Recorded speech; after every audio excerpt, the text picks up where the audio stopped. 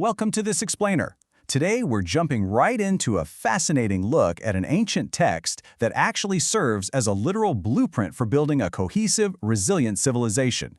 We're talking about Deuteronomy 16. You know, it all really starts with one of the most universal questions in human history. How exactly do you build a truly just society from the ground up? Well, this ancient document answers that question by perfectly balancing three things: shared cultural memory, mandatory charity, and strict justice. Okay, let's dive into this. Here is our roadmap. First, the blueprint of society. Second, the three great festivals. Third, empathy born from exile. And fourth, the pursuit of absolute justice. Part 1. The Blueprint of Society, Organizing Time, People, and Law. Part 2. The three great festivals, the architecture of time. It's pretty fascinating how this works. This text explicitly uses synchronized, nationwide celebrations to literally manage the community's calendar and bind its people together. It kicks off in the month of Abib with Passover and unleavened bread, then moves to the Feast of Weeks 7 weeks later and wraps up with tabernacles right at harvest time. And get this, all males were actually required to physically show up for these events. Now, what's really interesting here is how physical, everyday survival was permanently tied to spiritual meaning. It's like a giant puzzle fitting perfectly together. Passover remembers the midnight exit from Egypt. Then, the Feast of Weeks ties that very first harvest sickle to free will offerings. And finally, Tabernacles connects the gathering of corn and wine to just pure rejoicing in a hard year's work. Part 3. Empathy born from exile, the social safety net. This contrast is absolutely crucial for understanding the psychology of the text.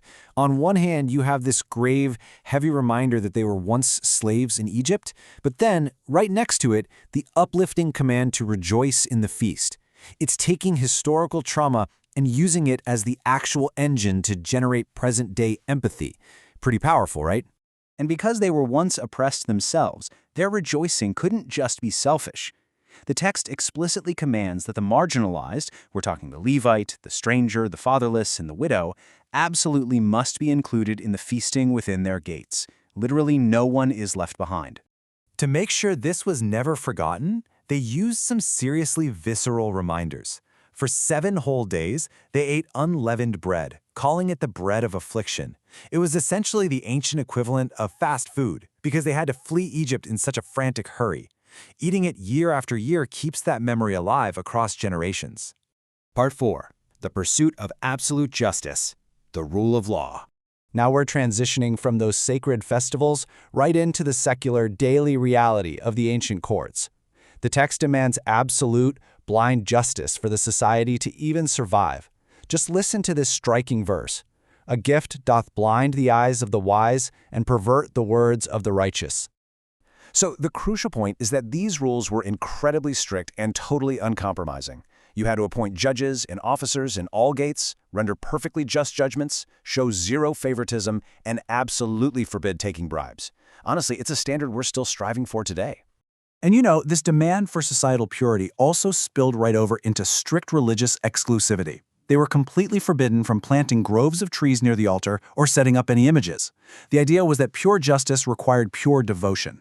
Which brings us to the ultimate summary command of this entire blueprint. That which is altogether just shalt thou follow. So as we look back at how this ancient text organized time, mandated charity, and demanded completely blind courts, you have to wonder, in what ways do these ancient codes mirror our very own modern pursuit of a fair society today? Something to think about.